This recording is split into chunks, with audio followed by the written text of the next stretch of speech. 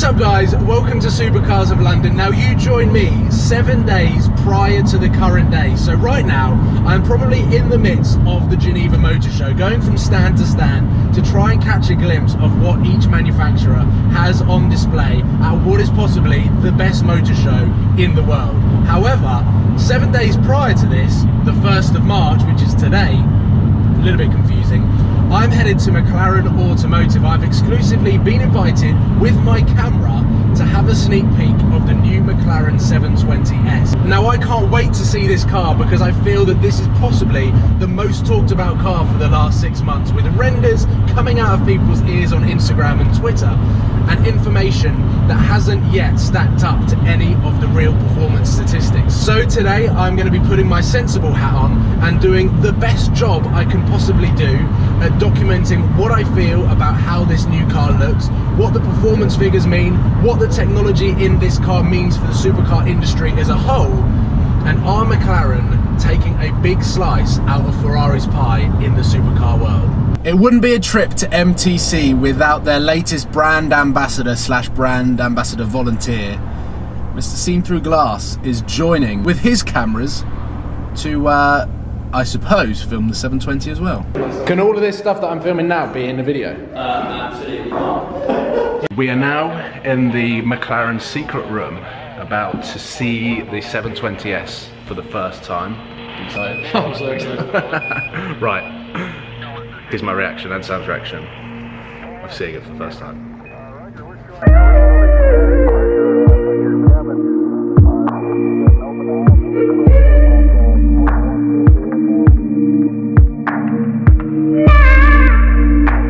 I'm walking up.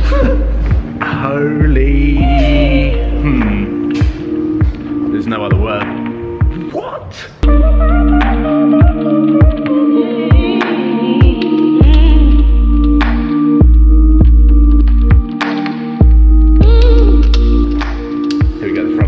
I needed a closer look because my eyesight's quite better.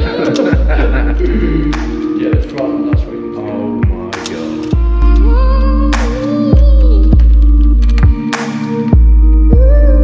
So this is the brand new McLaren 720S, the successor to the 650S, and Sam's getting really up close and personal to the whole new design down the side. This is a completely revolutionary design by McLaren, and I have to say I've never seen a car like it. I was kind of blown away by the different angles that this car has compared to anything else that is currently available on the market, and I think anything else that we're going to see at the Geneva Motor Show. As I'm filming this 7 days before, anything could happen, but first impressions, Sam? Oh, it's mental. It looks like a car from iRobot, or like 10 years in the future. Don't you think it's so...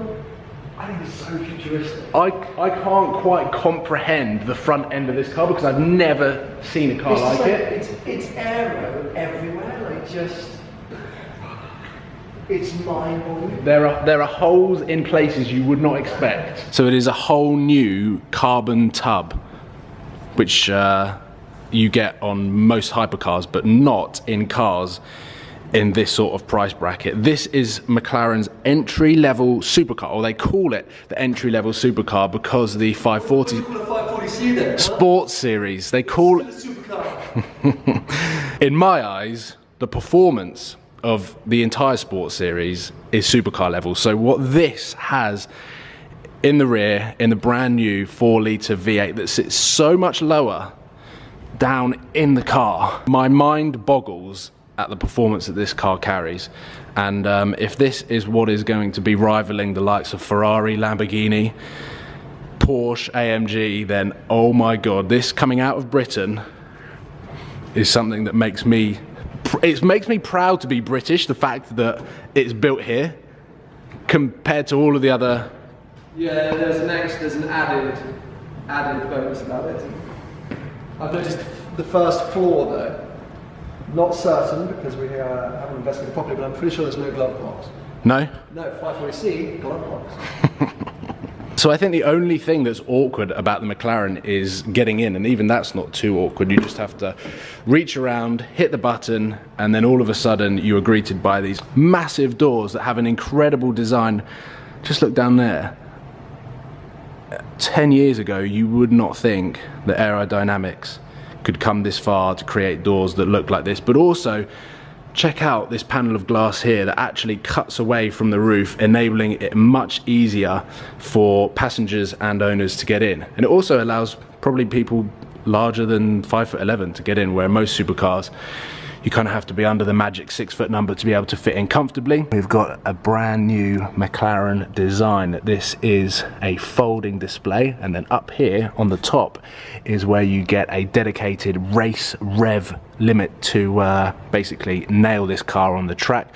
Inside, all of the buttons have been redesigned and look absolutely incredible. The center console, completely new design compared to the 650S, and here we go. That is just ridiculous, so futuristic, like everything else with this car. The center console, absolutely beautiful. The leather, the stitching, and then if we take a look out the back here, you can see just how much glass and visibility the driver and passenger is going to get in this car, and also how much storage. That's another thing that is worryingly usable with this car, is just how much storage you can get. You can take this on a proper road trip and not run out of space, which is an impressive feat on this car.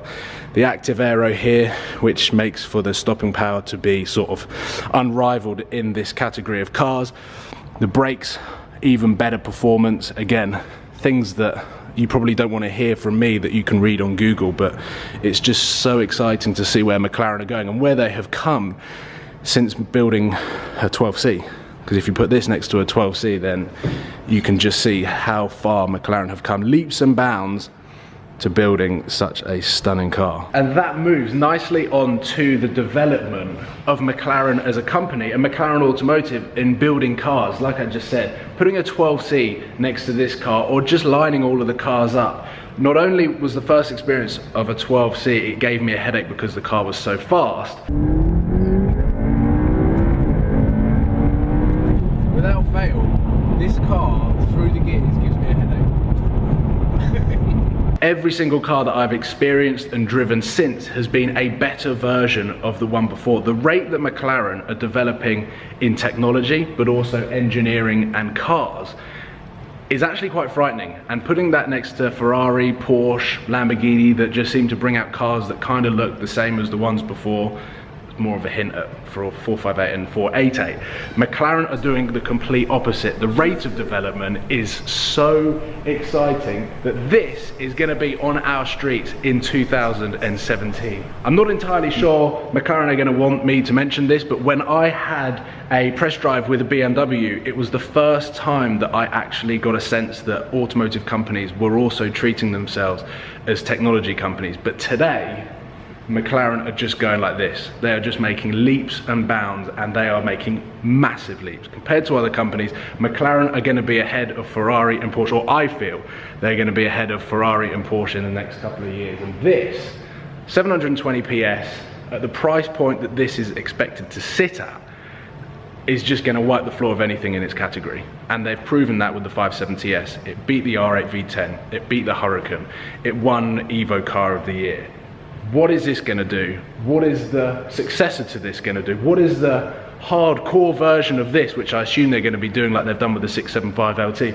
All of the future cars that McLaren are building right here, coming out of the United Kingdom. Not only is that super cool that I live here and there is a company building cars like this, but what does the future hold for McLaren? And I'm standing here in a room by myself with a crazy echo around. It is an incredibly awkward video to shoot, but hopefully I have done my best at documenting my first impressions of this car, but also talking about where McLaren are going, because I kind of had this idea of what I wanted to talk about in this video, and I think that has gone completely out of the window. As I've mentioned before, all of the statistics and performance figures you can get anywhere on the internet, but what I wanted to do is give my personal opinion of seeing this car for the first time, give you guys my reaction. I'm blown away. I'm in love with this car, and I can't wait to see them on the road. And to be honest, if I get the opportunity of driving one, then that is just going to be, I don't know how I'm going to be able to compare that to every other car that I've driven, but yeah. McLaren have done it with this car, and I can't wait to see it in different specs.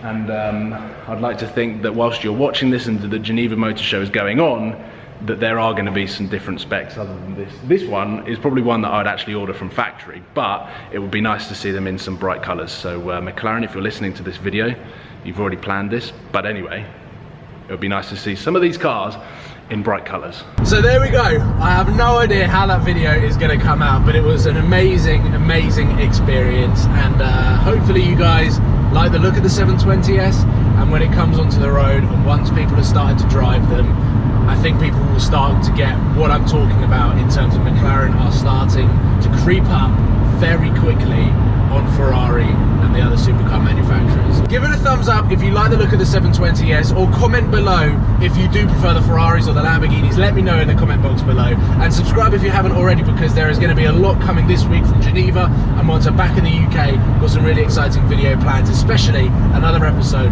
of Exhaust Expert. So with that being said, thank you for watching, and I will see you very soon. Cheers guys.